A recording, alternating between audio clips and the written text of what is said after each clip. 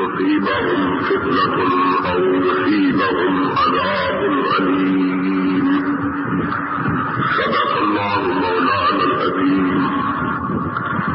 تمام قسم کی تعریفات وحدہ لا شریک خالق کائنات مالک ارض و سما کے لیے اور لاکھوں کروڑوں درود و سلام ہو اس حضری اقدس و مقدس پر جن کا نام نامی اسم گرامی محمد رسول اللہ صلی اللہ علیہ وسلم.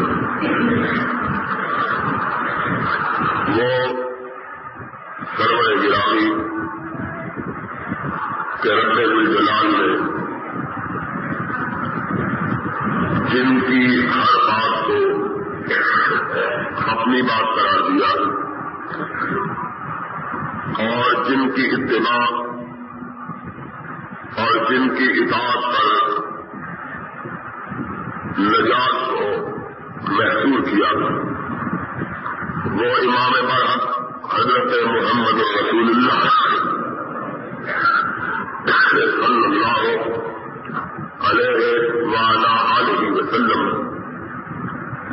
کے دین اللہ کی توحید کے ساتھ ساتھ آپ کی رسالت کے اقرار اعتراف اور اس کی تسلیم کا نام ٹھہرا کہ جب تک آدمی اللہ کی وحدانیت کے ساتھ حضرت محمد رسول اللہ صلی اللہ علیہ وسلم کی رسالت کا اقرار نہ کرے تب تک وہ مومن اور مسلمان نہیں ہو سکتا. اور جن کے بارے میں خود اپنے کلام مجید میں ارشاد کیا قل ان کنتم تحبون اللہ فاتبعونی یحببکم اللہ ویغفر لکم ذنوبکم. اے میرے محبوب حضرت محمد رسول اللہ صلی اللہ علیہ وسلم آپ ساری کائنات کو لوگوں کو کہہ دیجیے ان کنتم تحبون اللہ فاتبعونی. اگر تم چاہو کہ اللہ سے تم محبت کرو اور اللہ تم سے محبت کرے تو اس کا صرف ایک ہی طریق ہے اور وہ طریق یہ ہے کہ فاتبعونی یحببکم اللہ. تم میری پیروی اختیار کر لو خدا تم سے محبت کرنے لگ جائے گا. حضرت محمد رسول اللہ صلی اللہ علیہ وسلم نے اپنے ارشاد مبارک میں اس بات کو ان الفاظ میں واضح نمایاں کیا من اطاعنی فقد اطاع اللہ ومن عصانی فقد عصى اللہ ومن اطاع اللہ فقد دخل الجنہ ومن عصى اللہ فقد ابى ومن ابى فقد دخل النار.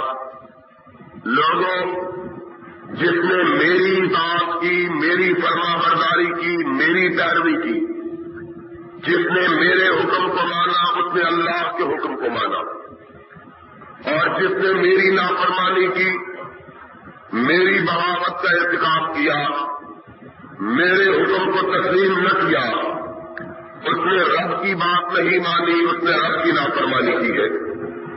فرمایا اللہ کا فرما بردار جنت میں جائے گا میرا نافرمان اللہ کا نافرمان ٹھہرے گا اور وہ ان لوگوں میں سے شمار ہوگا جو منکر ہوئے. فرمایا من ابا فقد دخل النار اور جو منکروں میں ٹھہرا اللہ اس کو جہنم نصیب فرمائے گا. یہ وہ ذات گرامی ہے کہ جس کی اطاعت کے بغیر کوئی مسلمان اپنے آپ کو مسلمان نہیں کہلا سکتا. اور جب تک اس ہستی مقدس کی پیروی اختیار نہ کرے، اللہ کی رضا کو، اللہ کی خوشنودی کو، اللہ کی بارگاہ میں سرخروئی کو حاصل نہیں کر سکتا۔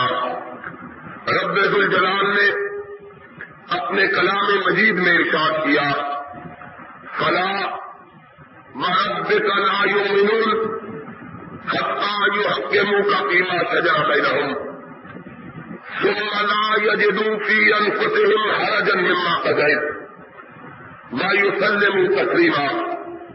اے میرے محبوب، تیرے رب کو اپنی ذات کی قسم ہے، کوئی شخص اس وقت تک مسلمان نہیں ہو سکتا جب تک کہ تیری ہر بات کو بلا چول و چرا تسلیم نہیں کر دیتا۔ دوسری جگہ رب ذوالجلال نے ارشاد فرمایا، وَمَا كَانَ لِمُؤْمِنٍ وَلَا مُؤْمِنَةٍ إِذَا قَضَى اللَّهُ وَرَسُولُهُ أَمْرًا أَن يَكُونَ لَهُمُ الْخِيَرَةُ مِنْ أَمْرِهِمْ وَمَنْ يَعْصِ اللَّهَ وَرَسُولَهُ فَقَدْ ضَلَّ ضَلَالًا مُبِينًا۔ مومن وہ ہے، مرد ہو یا عورت، کہ اللہ کے حکم کے آ جانے کے بعد اور میرے نبی کے حکم کے آ جانے کے بعد جو اپنے اختیارات کو باقی نہیں رکھتے، جو یہ سمجھتے ہیں کہ رب کے احکامات کے آ جانے کے بعد اب ہمارا کوئی اختیار باقی نہیں رہا، من یعص اللہ ورسولہ فقد ضل ضلالا مبینا۔ فرمایا جس نے اللہ کے حکم کے آنے کے بعد، نبی کے فرمان کے صادر ہو جانے کے بعد اپنے اختیار کو باقی رکھا، فرمایا اس کا ایمان اور اسلام سے کوئی تعلق نہیں ہے۔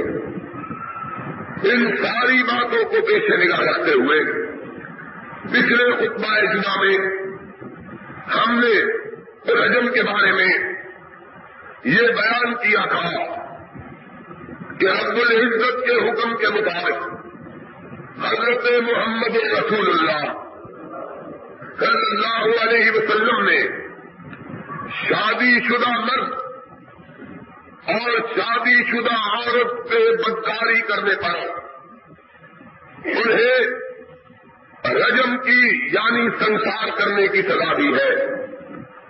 سرور گرامی علیہ الصلوۃ والسلام کے پاس ایک کیس لایا گیا جس کا ہم نے پچھلے جمعے حوالہ دیا تھا کہ ایک آدمی نے ایک شخص کی بیوی سے برائی کا ارتکاب کیا، آپ نے اس شخص کو گنوارا ہونے کی بنا پر 100 کوڑے اور 1 سال جلا وطن کرنے کا حکم دیا اور اپنے صحابی حضرت انیس رضی اللہ تعالیٰ عنہ سے ارشاد کیا، فَاخْذُ يَا أُنَيْسُ إِنْ اعْتَرَفَتْ فَارْجُمْهَا، جاؤ اس شخص کی بیوی کے پاس جاؤ، اس عورت کے پاس جس نے اس مرد کے ساتھ بدکاری کا ارتکاب کیا ہے، اگر وہ عورت اس بات کا اعتراف کرے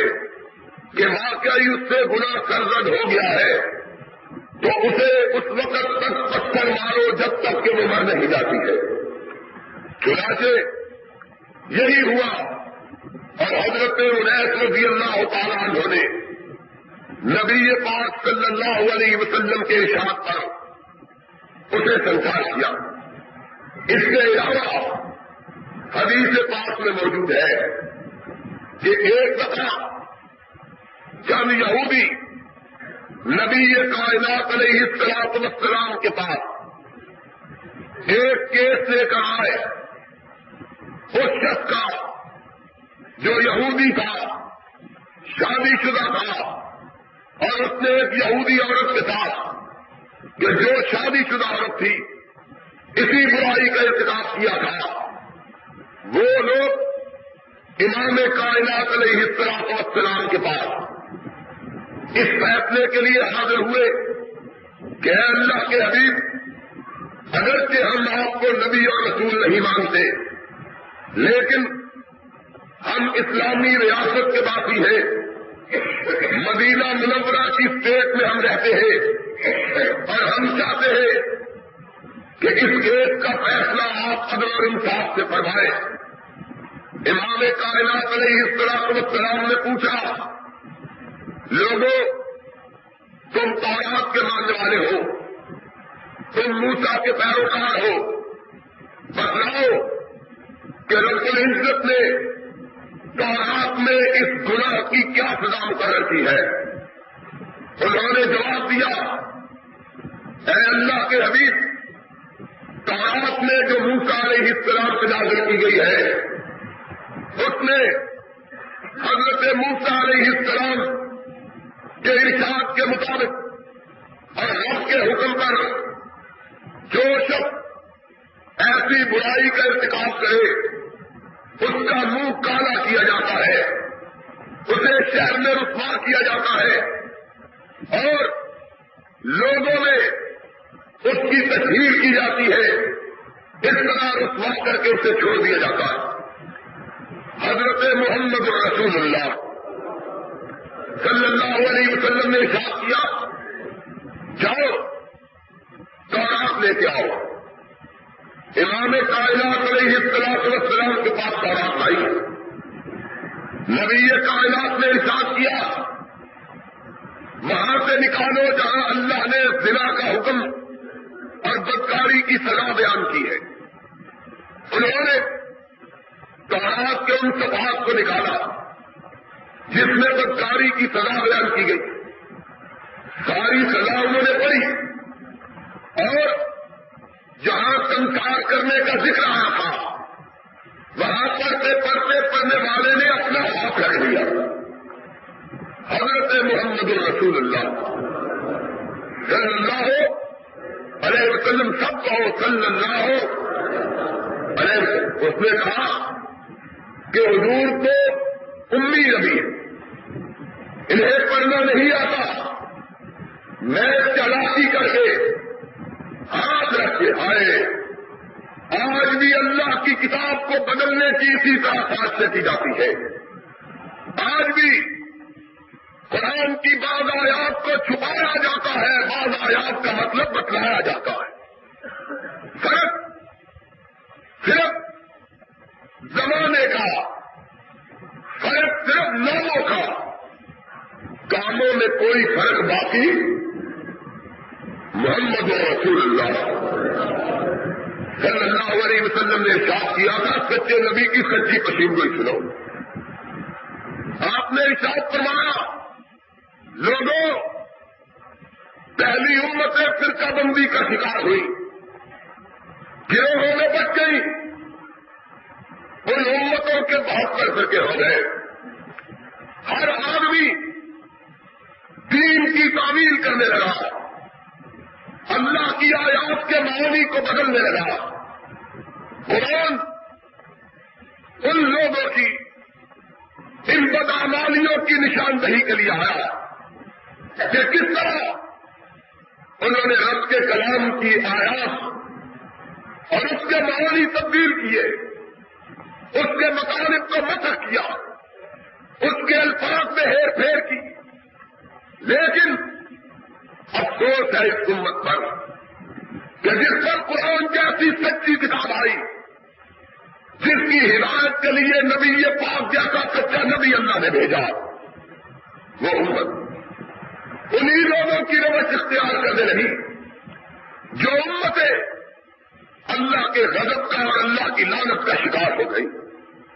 سرور گرامی نے فرمایا، لوگوں یاد رکھو، ایک بار آئے گا کہ میری امت کے لوگ بھی اسی طرح گروہوں میں بچ جائیں گے جس طرح پہلی امتیں بچی تھی، اسی طرح قرآن کی آیات کی تعلیم کریں گے، قرآن کے معانی کو بدلیں گے، اس لیے کہ اپنے آپ کو بدلنا گوارا نہیں، رب کے کلام کو بدلنا گوارا ہے، اپنی خواہشات۔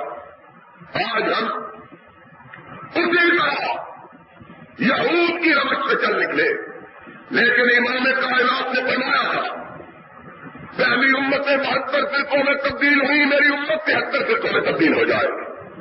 لیکن ایک گروہ قیامت تک ایسا موجود رہے گا جو وہی بات کہے گا جو رب کے قرآن میں آئی ہے، میرے فرمان میں آئی ہے.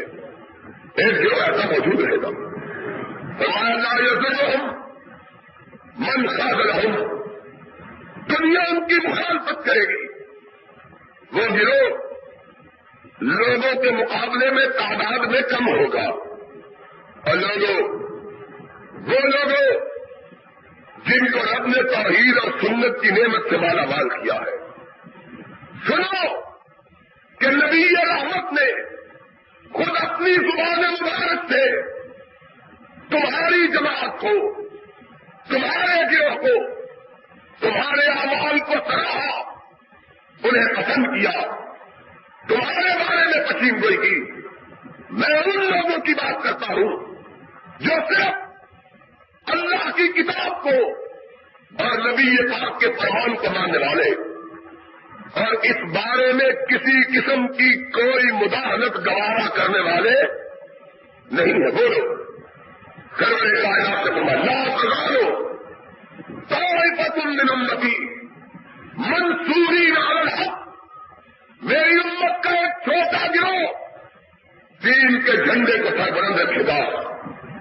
لوگ ان کی مخالفت کریں گے، لیکن اللہ ان کی لوگوں کی مخالفت کے باوجود ان کی حفاظت فرمائے گا.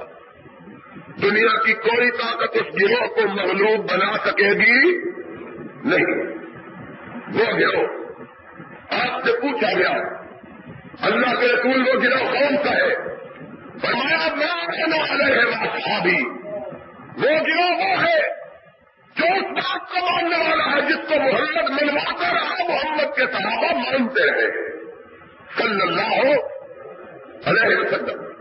نبی پاک صرف اللہ کی کتاب اپنے فرامین منواتے رہے، اور صحابہ کرام نے رب کے قرآن اور نبی کے فرمان کے سوا کسی دوسری چیز کو ماننا گوارا نہیں کیا. یہی ہماری دعوت، یہی ہمارا پیغام. اسی کی طرف ہم لوگوں کو بلاتے، یہی بات ہم سناتے، یہی خطبات ہم بیان کرتے ہیں کہ لوگوں آؤ، اصل دین وہ ہے جو نبی کائنات نے عطا کیا، اور اصل وہ دین وہ ہے جسے صحابہ کرام نے اختیار کیا رضوان اللہ علیہ مجمعین. تو حضرت محمد رسول اللہ صلی اللہ علیہ وسلم نے تفصیل گوئی کی تھی. وہ یہودی آئے، انہوں نے سمجھا نبی پاک کو طاعت کرنا نہیں آتی ہے.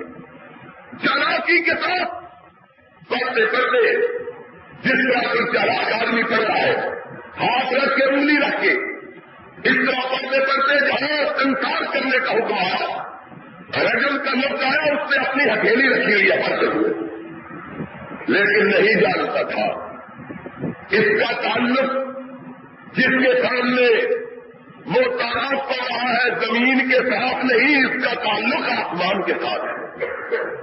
حضرت محمد رسول اللہ صلی اللہ علیہ وسلم نے تورات کی عبارت سنی، اللہ اکبر. آپ نے فرمایا یہودی جہاں اپنی ہتھیلی رکھی ہوئی ہے اس ہتھیلی کو اٹھاؤ. اس کے چہرے کا رنگ ہو گیا.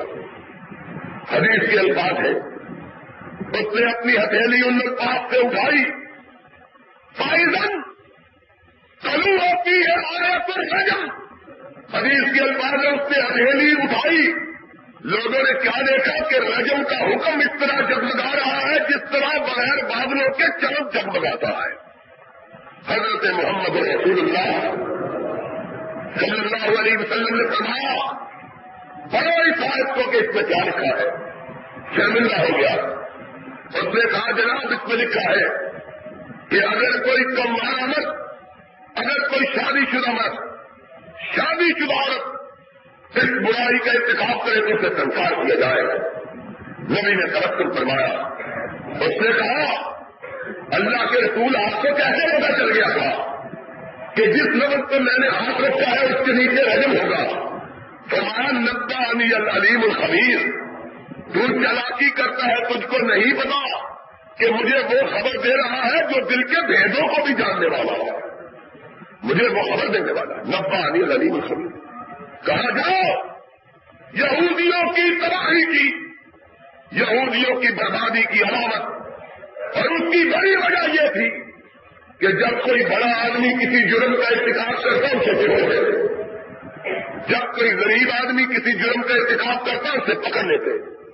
میرے آقا نے ارشاد فرمایا میں اللہ کا وہ دین لے کے آیا ہوں جس میں چھوٹے اور بڑے کے درمیان کوئی فرق روا رکھا جائے گا، سب برابر، بڑا بھی برابر ہے چھوٹا بھی برابر، بنا جاؤ ان دونوں کو اللہ کے حکم کے مطابق سلطان ہو۔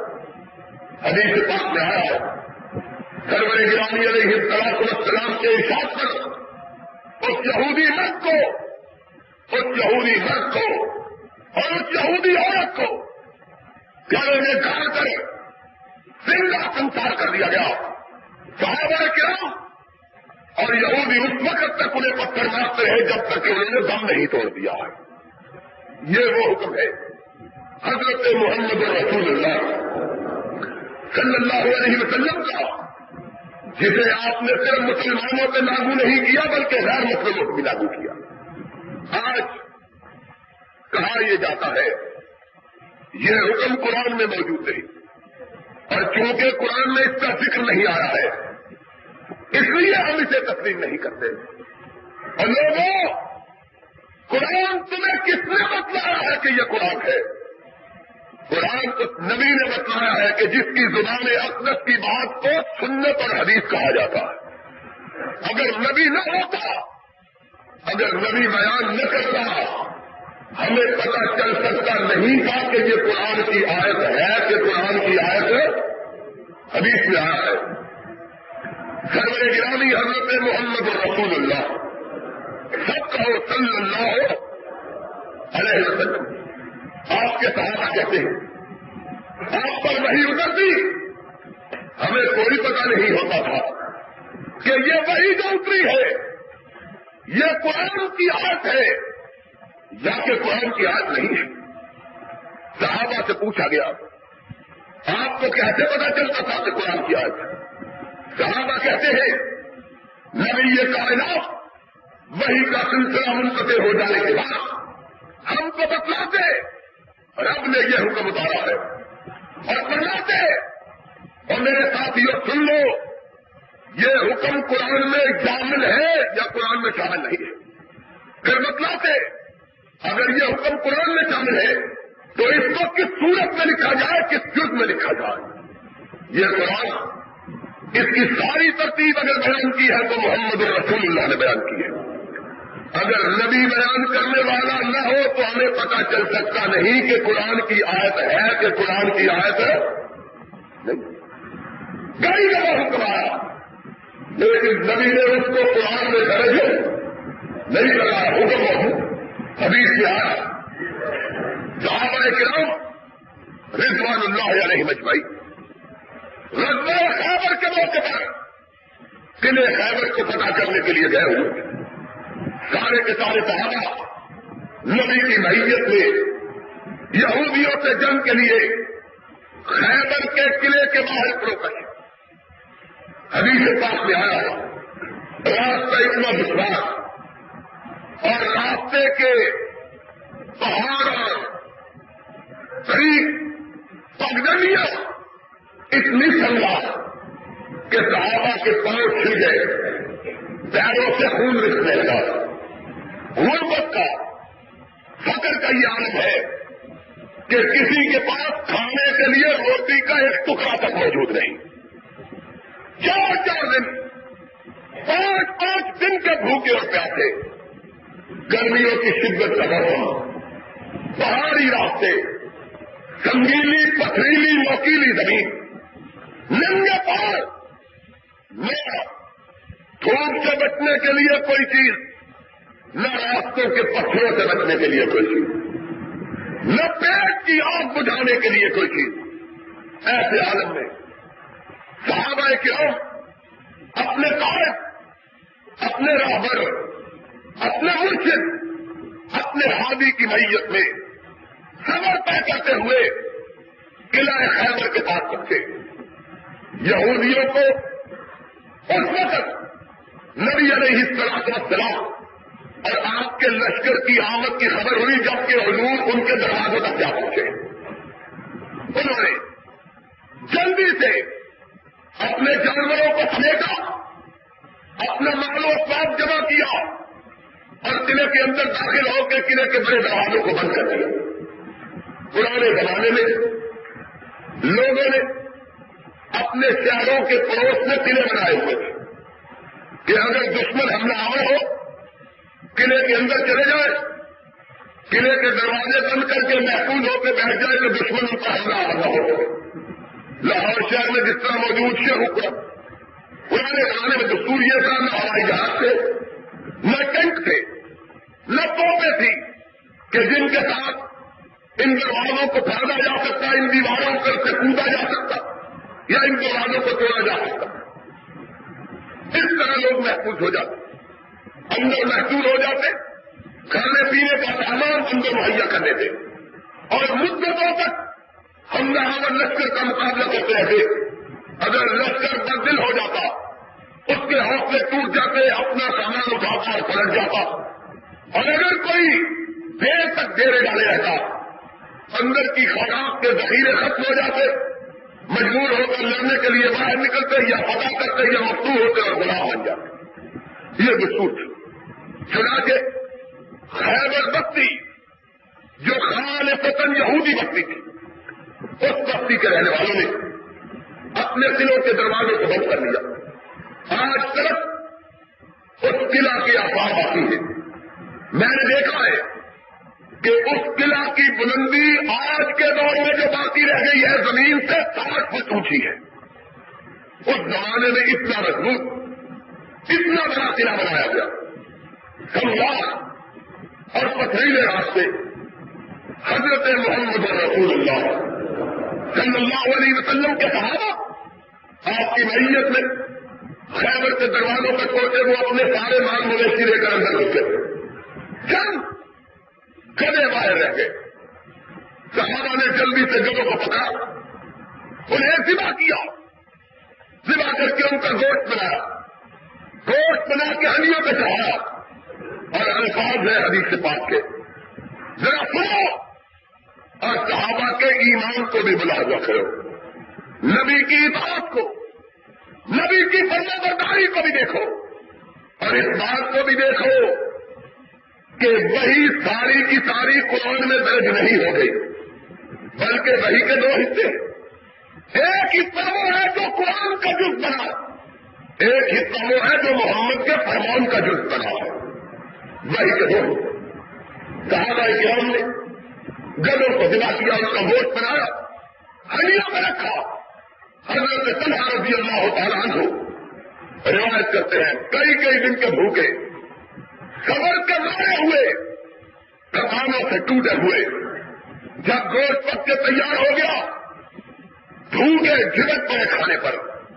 ابھی ان کے ہاتھ نوالوں کی طرف بڑھے کہ نبی پاک نے مجھے بلایا، آپ نے فرمایا چل آئے جاؤ. کہتے ہیں میں نے کہا لبیک یا رسول اللہ، اللہ کے رسول میں حاضر ہوں. آپ نے فرمایا نہ کنہ، آ جاؤ، لوگوں میں جا کے منادی کرو کہ ابھی مجھ پہ وحی اتری ہے، اللہ نے اور میں نے آج کے بعد گدوں کے گوشت کو حرام قرار دے دیا. صحابہ کرام رضوان اللہ علیہ 4 5 دن کے بھوکے کھانا، صبر کے تھکے ہوئے، خون پیٹ میں روٹی کا ایک ٹکڑا کئی دن سے نہیں دیا، گوشت پک کے تیار، ہڈیاں سامنے پڑی ہوئی، کھانے کے لیے ہاتھ پڑے ہوئے کہ حضرت طلحہ ایک اونچی جگہ پکڑے ہوئے. کہا ایھا المؤمنون ایھا الناس ان اللہ ورسولہ یحرمون علیکم لحوم الحمر. لوگوں سن لو، آج کے بعد اللہ اور اللہ کے رسول نے گدے کے گوشت کو حرام قرار دے دیا. حضرت طلحہ ارشاد فرماتے ہیں خدا کی قسم ہے میری زبان سے بات نکلنے کی دیر تھی، میں نے نیک حالت کرنے کروٹے ہوئے نوالوں کو لوگوں نے پھینک دیا، بکی ہوئی ہنڈیوں کو لوگوں نے توڑ دیا۔ ایک آدمی کہنے لگا اور کچھ کھا لو، پوچھیں گے جا کے کہ حضور نے کہا نہیں، اٹھاؤ سارے وہی آئی، لیکن وہی قرآن میں درج نہیں ہوئی، محمد کے فرمان کا حصہ بنی صلی اللہ ہو۔ وہی کی دو قسمیں ہیں، لوگوں بات کو یاد رکھنا، وہی کی دو قسمیں، ایک وہی کی قسم وہ ہے جس کی تلاوت کی جاتی ہے اور اسے قرآن کہا جاتا ہے، دوسری قسم وہی کی وہ ہے جس کا حکم مانا جاتا ہے اور اس کی تلاوت نہیں کی جاتی، اس کا نام محمد کی حدیث اور محمد کی سنت ہے صلی اللہ علیہ وسلم۔ نبی کے احکامات وہ بھی وہی ہے، قرآن وہ بھی وہی ہے، نبی کی زبان سے نکلی ہوئی بات رب کی بات ہے، قرآن میں درج کی ہوئی بات رب کی بات، دونوں میں کوئی فرق نہیں۔ نبی نے بتلایا یہ حکم قرآن میں درج کرو، نبی نے کہا یہ حکم قرآن میں درج نہیں کرو۔ آج کہا جاتا ہے رجم کا حکم قرآن میں نہیں ہے، اس لیے ہم نہیں مانتے۔ میں کہتا ہوں پھر ان کو کتوں کے گوشت کھلاؤ، کیونکہ کتے کی حرمت کا حکم قرآن میں موجود، ان کو بہت کتوں کا گوشت کھلائے۔ چوہے قرآن میں حرام، ان کو چوہے کھلاؤ، ان کا دماغ خراب کر جاؤ۔ قرآن اکیلا امت کی ہدایت کے لیے نہیں آیا، بلکہ قرآن کے ساتھ صاحب قرآن کو بھیجا گیا ہے۔ جب تک کہ جس پر قرآن اترا وہ قرآن نہ سمجھائے، قرآن سمجھ آ سکتا، اور سمجھ آنے تو وہی بات ہے۔ میں نے تو کہا ہے یہ بھی پتہ نہیں کر سکتا کہ یہ قرآن ہے بھی کہ قرآن یہ کس نے بتلایا، یہ کس نے بتلایا قل هو اللہ احد قرآن کی آیت ہے، یہ کس نے بتلایا الحمدللہ رب العالمین قرآن کی آیت ہے، یہ کس نے بتلایا قل اعوذ برب الناس قرآن کی آیت ہے، کس نے بتلایا؟ یہ ثابت ہوا ہے تو حدیث پاک سے ثابت ہوا کہ محمد رسول اللہ صلی اللہ علیہ وسلم نے بتلایا ہے کہ یہ قرآن کیا، اور اگر نبی یہ نہ بتلائے تو کسی کو یہ معلوم ہو سکتا نبی کے فرمان کے بعد۔ اس لیے یاد رکھو وہ شخص جو یہ کہتا ہے مجھے اللہ کی کتاب کافی ہے، میں نبی کی بات تو نہیں مانتا، نبی کی بات حکم کے ثبوت کے لیے ضروری نہیں ہے، اس کو پوچھو کہ اللہ کی کتاب کی خبر کس نے دی ہے کہ یہ اللہ کی کتاب، یہ بھی تو نبی کے بتلانے سے پتہ چلا۔ تین دونوں چیزوں کے مجموعے کے نام، ایک اللہ کی کتاب، دوسرا محمد کا فرمان صلی اللہ علیہ وسلم۔ جس طرح حدیث کے بغیر نجات نہیں، اسی طرح قرآن کے بغیر نجات نہیں، جس طرح قرآن حدیث کے بغیر نہیں سمجھا جا سکتا، اسی طرح حدیث بھی قرآن کے بغیر اپنے مفاہیم کو واضح نہیں کرے۔ دونوں چیزوں کو اللہ نے لاگو کیا۔ آج اتنے واضح احکامات سے ہوتے اور نبی پاک صلی اللہ علیہ وسلم، اور سب سے بڑی بات جو میں بتانا چاہتا ہوں یہ پچھلے ہفتے ایک مضمون چھپا ہے